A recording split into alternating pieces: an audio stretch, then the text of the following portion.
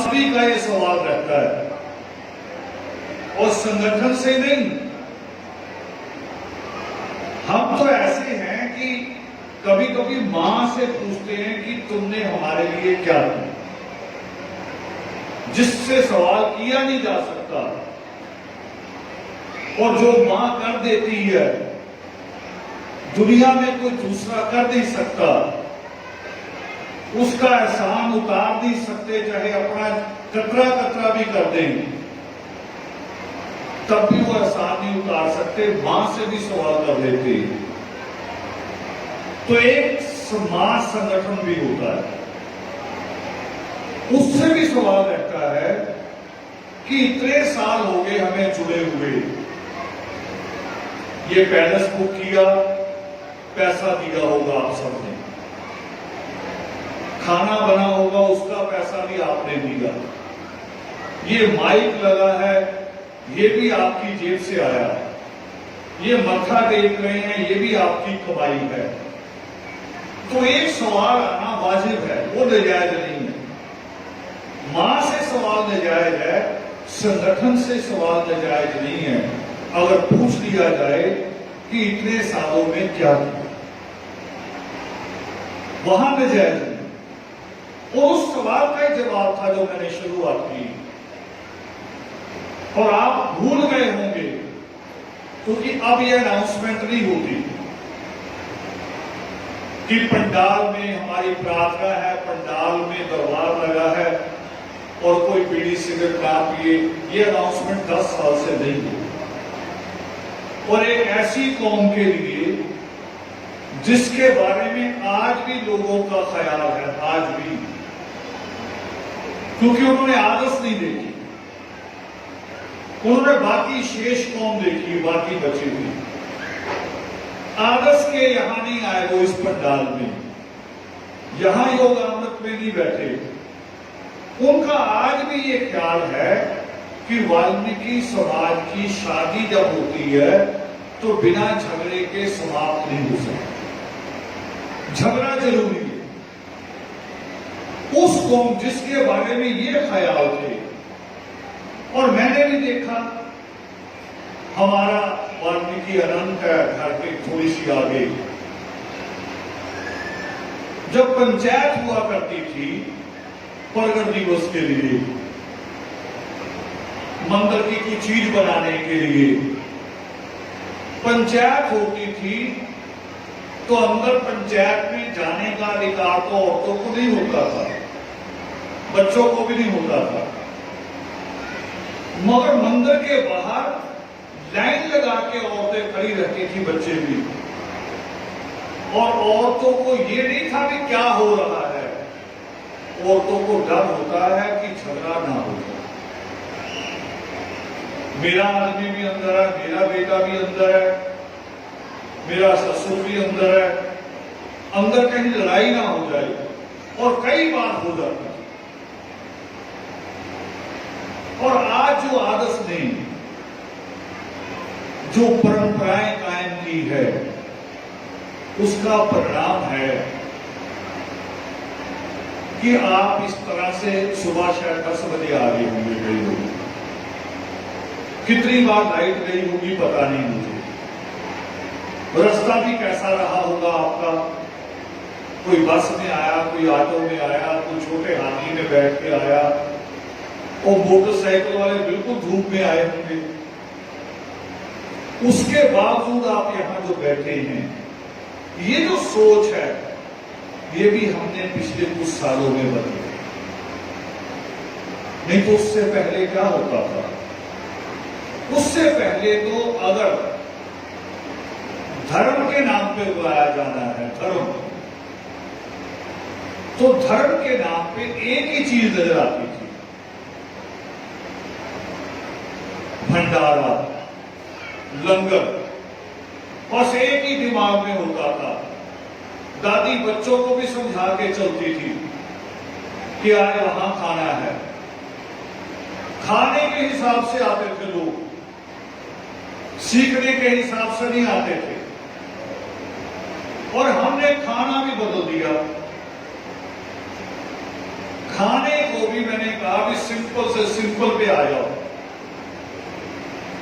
सिर्फ इसलिए कि आपने दोपहर का खाना बनाना नहीं है, पेट में थोड़ा सा कुछ डाल के चले जाओ। और पेट में डालने से पेट ये नहीं कहता कि क्या डाल रहे हो, पेट ने कभी नहीं पूछा। पेट तो एनर्जी मांगता है, भी उसको एनर्जी मिले, ताकत मिले, शरीर चल सके। इसी धूप में अभी 2 महीने पहले लोगों ने खेतों में बैठ के फसलें काटी होंगी। किसान की बात नहीं कर रहा, खेत मजदूर की। किसान खेत में नहीं आता, वो तो अपना बंगला कोठी बना के बैठा आराम से। खेत मजदूर, उसने फसल काटी होगी गर्मी में, और वहीं बैठ के सूखी रोटी पे प्याज और नमक डाल के खा लिया होगा, और तब भी इतना काम किया उसने। तो पेट नहीं मांगता कि आप क्या खा रहे हो, पेट सिर्फ रोटी मांगता है, उसके साथ छोटी सी दाल मांगता है, एनर्जी पूरी हो जाती है। तो हमारे मेले हुआ करते थे धर्म के नाम पे, पूरी बनेगी, और कभी कभी तो कोई चौधरी खड़ा होकर कहता था देसी घी में बनेगी, प्रसाद बनेगा, खीर बनेगी, यानी घर से खाने की चीजें सोच के चलते थे। पिछले प्रगट दिवस पे मुझे करनाल से फोन आया कोई 4 बजे। मैंने पहला सवाल मैंने ही पूछ लिया, मैंने कहा भी भंडारा समाप्त हो गया, संपूर्ण हो गया? वो करे कहा जी अभी तो लड़ाई शुरू हुई।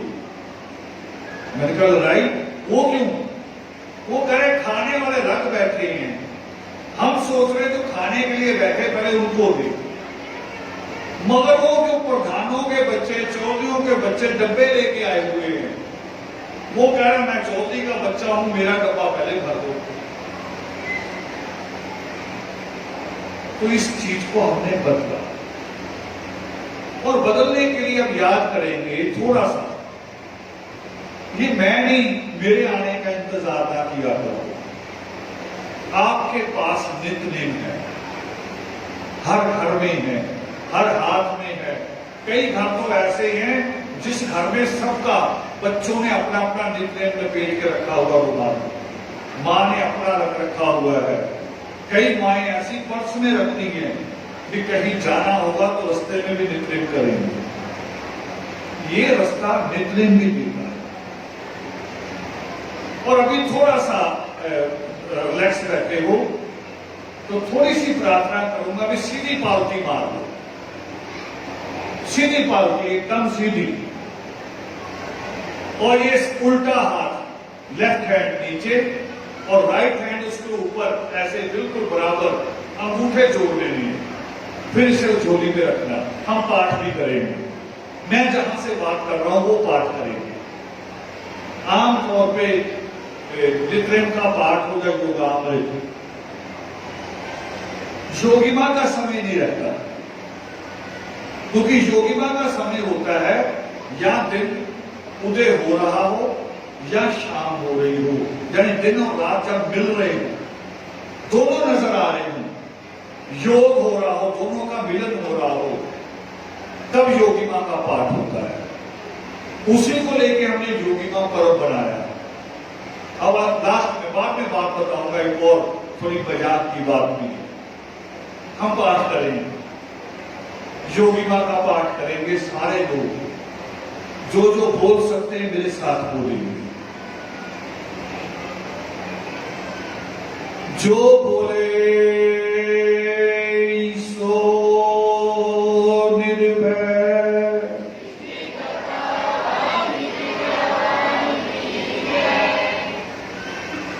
योगिमा समय परमेश्वर,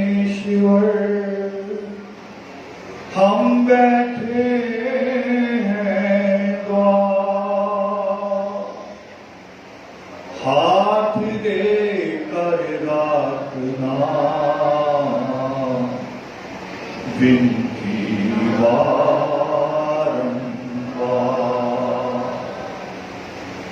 मन की माला चलती जाए, श्वास श्वास पर विषय विकारों से बचे, मन बने तुम्हारा। ऐसे पुरुष मिलते रहे, सिमरन हो तेरा नाम, मन वाणी और कर्म से करे सदा शुभ काम। सकल जगत के नाथ जी, दीजो हमें वरदान,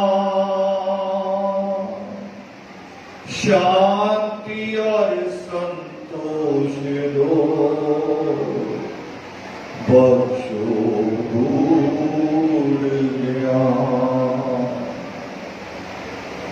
साध संगत होती रहे, काया शुद्ध हो जाए, भूले ना वाणी तेरी, सिमरति ऐसी थाली लेकर हाथ की, बीच में वंदना दूं, प्रसाद तेरा गुणगान है, संगत तुम्हारा। वाल्मीकि सतनाम को जो सिमरे मन लाए, सच्चे नाम के जाप से भव सागर तर जाए। पढ़े सुने जो योगी मां, देकर पूरा ध्यान, उन पर दाता वाल्मीकि जी होते हैं दयावान। उन पर दाता वाल्मीकि जी होते हैं दयावान, होते हैं दयावान, होते हैं दयावान।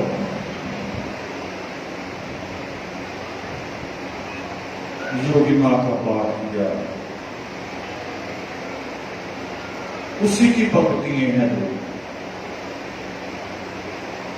जिस पर मैंने कहा कि जब नित्य नेम करो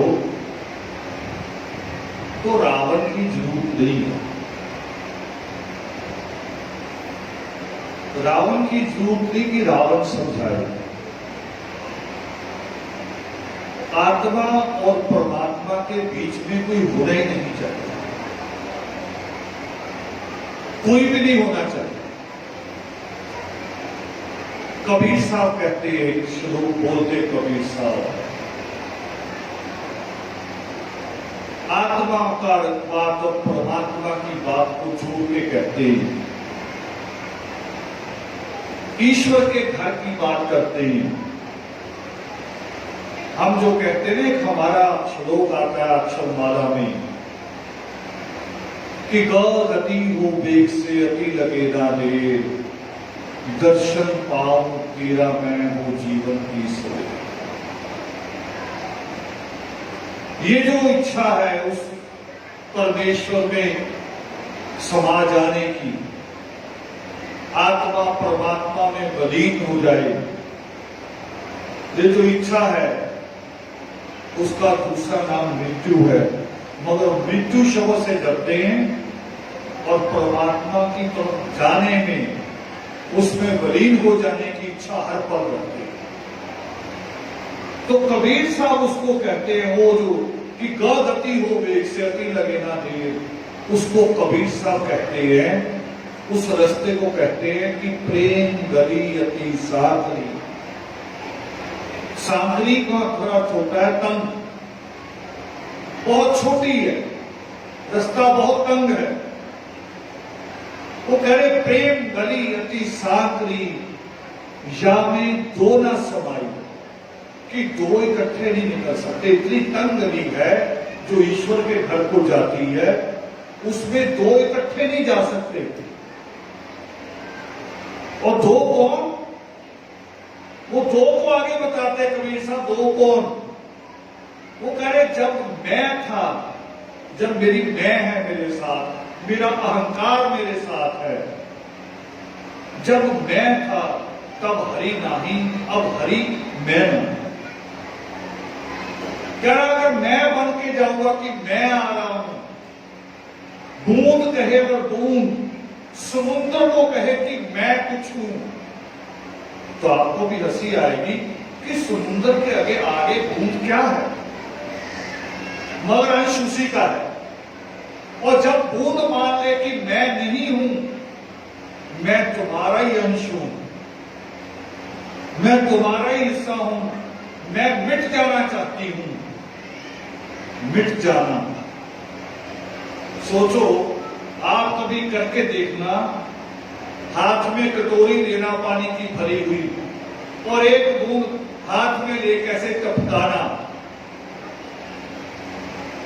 ढूंढ पाओगे कि जो बूंद आपने टपकाई कटोरी में वो कौन सी है? जब वो टपक जाएगी, पानी में मिल जाएगी, अलग कर सकोगे उसे? तो समुद्र में कैसे जाके अलग हो जाएगी? जब ये भाव आ जाए, तब वो भाव परमात्मा के घर का रास्ता दिखाते हैं। यानी आदमी का अपना अहंकार भी ना हो, साथ में मैं भी ना हो, तो फिर बीच में रावण जैसा तो हो ही नहीं सकता। कहते हैं लोग कि गुरु हाथ पकड़ेगा रास्ता दिखाएगा। रास्ता कैसे दिखाता है गुरु? हर कोई रास्ता कैसे दिखाता है? रास्ता दिखाता है, साथ नहीं चलता। मुझे कोई पूछे जगाधरी किधर, तो मैं हाथ पकड़ूंगा इधर, तो ये जगाधरी थोड़ी है, आप इस उंगली को पकड़ लो तो ये जगाधरी नहीं। पूछो कि अंबाला किधर, मैं कहूं इधर, आप अंगूठा पकड़ लो, अंगूठा अंबाला नहीं है। कहा मैंने, चलना किसको पड़ेगा?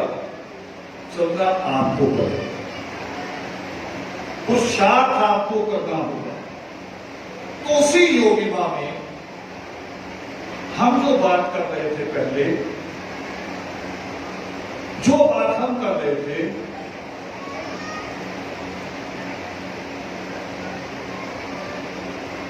कि लोग आया करते थे ऐसे प्रोग्रामों के लिए, इसलिए वो आते थे भंडारे के लिए, लंगर के लिए। मगर योगिमा का पाठ हमें क्या सिखाता है?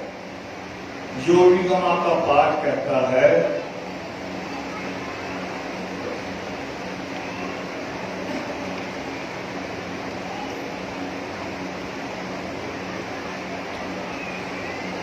उसमें लाइन आती है, थाली लेकर हाथ की। ये वो सोच है। अभी हम कह रहे थे मैं नहीं, आडंबर भी नहीं, आडंबर भी नहीं, मैं भी नहीं, आडंबर भी नहीं। कि अगर आपको ईश्वर की याद आ रही है, आती नहीं, वैसे आती नहीं है, डरते हैं। ईश्वर को याद करने से भी डरते हैं। मैंने सुना, एक शायर बता रहा था, वो शायर जब शेर कहते हैं तो लोग पहले वाह वाह करनी शुरू कर देते। अभी एक ही लाइन बोलता, आधी लाइन करे वाह वाह वाह वाह। और मुसलमानों में एक शब्द और होता है वाह वाह की जगह। तो शायर कह रहा जब मैं जैसे ही शुरू करूं भी लाइन आधी भी नहीं बोली तो करे एक आदमी बीच में उठ के कहे सुभान अल्लाह सुभान अल्लाह। कह रहा मैंने अपने रुक किया,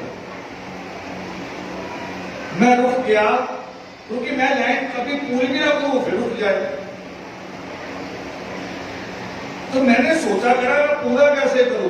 करा फिर मैंने उसे कहा कि भाई साहब जितनी ज्यादा आप अल्लाह को याद कर रहे हैं कहीं अल्लाह ने आपको याद कर लिया तो बड़ी मुश्किल होगी। अब बैठ जाओ। तो ईश्वर को याद नहीं करते डरते। इसलिए मैं आसान मिसाल देता हूं हमेशा। मां की याद आती है, भाई की याद आती है, बहन की याद आती है। भाई मिलने आ जाए, सारी बहनों का बहुओं की इच्छा होती है और ये इच्छा कभी नहीं होती कि भाई लाएगा क्या, ये इच्छा नहीं होती किसी बहन की नहीं होती। छोटा हो बड़ा हो इच्छा क्या होती है कि भाई बस तंदुरुस्त दिखाई दे जाए, ठीक दिखाई दे जाए, वो अपने घर में खुश दिखाई दे जाए। मां की क्या इच्छा होती है। मां को क्यों याद करते हैं। मां आ जाए, मैं अपने दुख सुख कहूं, अपनी बात कहूं, मगर थोड़े दुख सुख हमने ज्यादा बना दिए। मैं अभी रोक रहा हूं अपनी बात को क्योंकि ये बीच में नई बात याद आ रही। कुछ दुख सुख ज्यादा भी बना लिए हमने, सुखों को तो गिनते नहीं।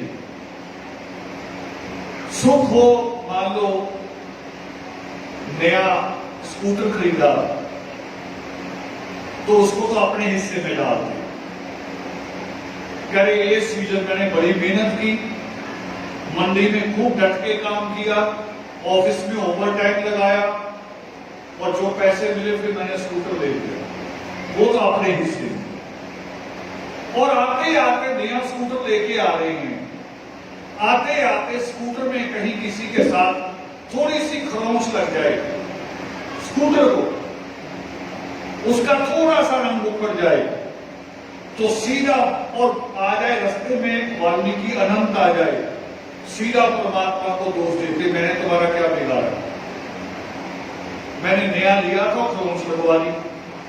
और अगर खरोंच अपने आप को लग जाए फिर तो बहुत ही दोष देते ईश्वर को कि मैंने तो किसी का बुरा भी नहीं किया।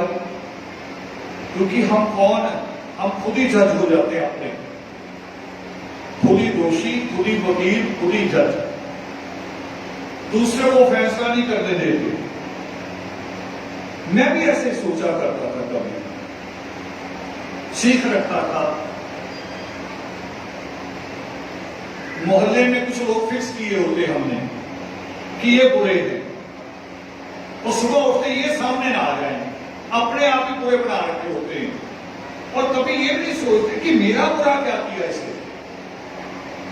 मोहल्ले में कुछ लोगों को ऐसे मशहूर किया होगा आपने कि ये बुरा है।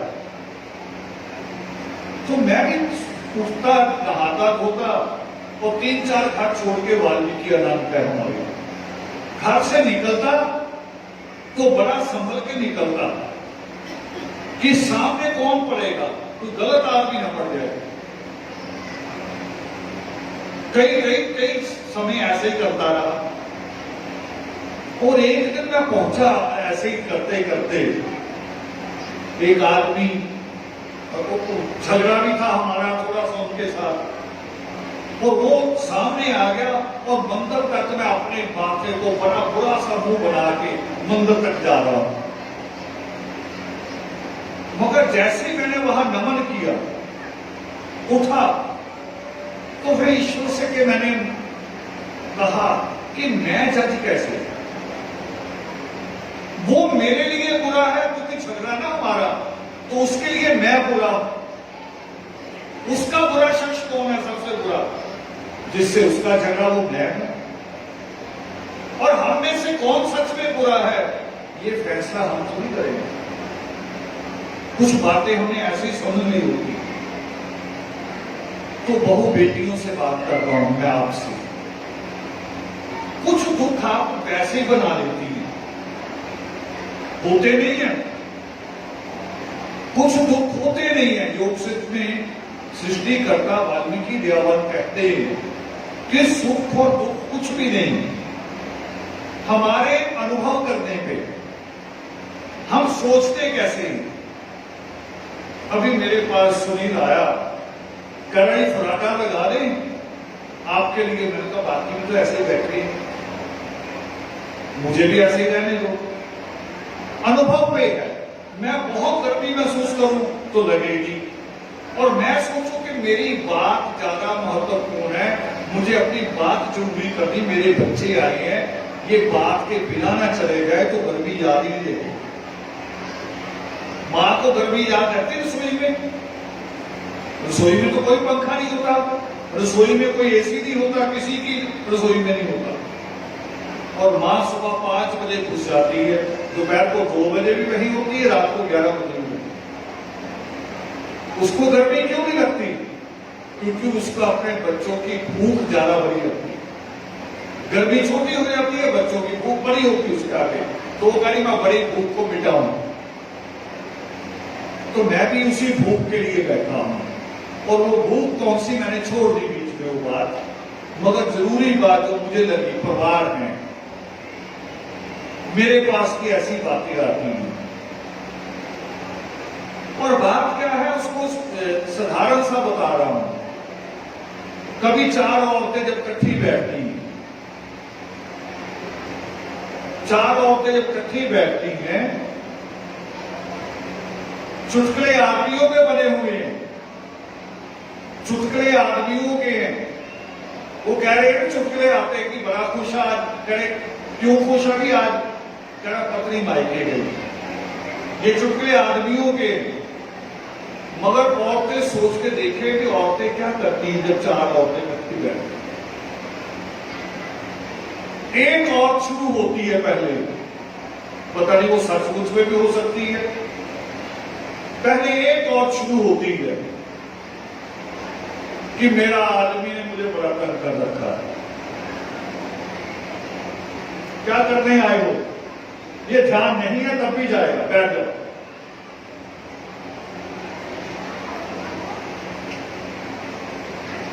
मेरे आदमी ने मुझे बड़ा दुखी किया हुआ है। हो भी सकता है शराब पी के आ जाता हो। अब एक सुनती है, एक बोल रही है, बाकी सुन रही है। तो दूसरी हो सकता कोई ज्यादा दुख वाली हो या कम दुख वाली हो, वो भी शुरू हो जाती है। वो कह रही मेरे वाला शराब तो नहीं पी के आता, मगर पैसा नहीं पकड़ाता, गिन के पैसे देता है। रोज सब्जी के इतने ले ले, इस चीज के इतने ले ले। अब तीसरी सोचती मैं क्या बताऊं। चौथी भी ध्यान रख के बैठी होती है, जिसको कोई दुख नहीं वो भी दुख ढूंढ लेती है। दुख खोजोगे तो दुख मिलेगा, सुख खोजोगे तो सुख मिलेगा। ये आप पे भी है। आप बच्चों के साथ सोचना शुरू करते हैं, जैसे लड़की बड़ी होनी शुरू होती है, आदमी उस वक्त नशेड़ी होनी शुरू हो जाता है। कबूतर की तरह, कबूतर के आगे बिल्ली आती है तो आंख बंद कर लेता है, सोचता बिल्ली नहीं है। वो सोचता मुझे दिखाई नहीं दे रही, नहीं है, मगर बिल्ली जाती थोड़ी है। आदमी भी यही करता है। जब घर में समस्याएं बढ़ने लगती हैं तो नशे की तरफ जाना शुरू हो जाता है। सोचता जल्दी घर ना जाऊं, बच्चे जाते ही कहीं फीस ना मांग ले, कोई बच्चा यूनिफॉर्म ना मांग ले। इसका हल भी है। इसका हल ये नहीं, नशा नहीं है। इसका हल आपका घर लेट आना नहीं है कि मैं कब जाऊं जब बच्चे सो जाए। उससे कोई हल नहीं। और आपका भी ये हल नहीं है। जितनी भी औरतें अपनी मां के पास जाती हैं, पति की बुराई किए बिना आती ही नहीं, उनका पेट खाली होता ही नहीं, बुराई हो या ना हो। अब जो मैंने कहा कि पति पैसे पूरे नहीं पकड़ाता, गिन के देता है, दे तो रहा है ना, मगर तब भी दुख है। और जिसका नहीं दे रहा, पूरी खवाई खुद खा रहा है, और औरत को घर चलाने के लिए दर दर भटकना पड़ रहा है, दुख उसका तो हो सकता है। जिसको दे रहा गिन के, वो करे मेरा भी दुख है। मेरे पास लोग बड़ी शिकायत लेके आते, पति पत्नी जो बात नहीं बतानी आपस की वो भी बता देते हैं। पति भी बताता है, वो भी शर्म नहीं करता, औरत भी बताएगी। पहले मुझे समझ में नहीं आता था क्या था, फिर एक दिन ईश्वर ने मुझे रास्ता दिया। एक पति पत्नी आए, शुरू हो गए, मुझे कह रही थी आपसे पूछने आए हैं, और मुझे बोलने नहीं दे रहे, खुद ही शुरू हुई। मैं चुपचाप बैठ गया। जब बोल चुके करे आप तो कुछ बोल ही नहीं रहे, तो मैंने कहा आप चुप करेंगे तो मैं बोलूंगा। एक कुछ बंद होता, दूसरा दूसरा बंद होता, वो आप तो शुरू ही हैं। करे अच्छा जवाब बताओ। तो मैंने कहा आपकी समस्या बड़ी गंभीर है। मैंने आंख बंद करके सोचा है। करे क्या सोचा? मैंने कहा तलाक दे दो। दोनों फर्क है मेरे ऊपर। लो जी, आपसे ये पूछते हैं कि हम, तो मैंने कहा इसका मतलब आप तलाक नहीं देना चाहते। अभी भी प्यार है, अभी भी रिश्ता है, और जब रिश्ता है तो फिर वो बातें क्यों कर रहे, तो किसी को नहीं कहनी चाहिए, वो आपकी आपस की, और वो लड़ाई नहीं है आपकी सिर्फ, वो आपके प्रेम की भी है, आपके रिश्ते की भी है।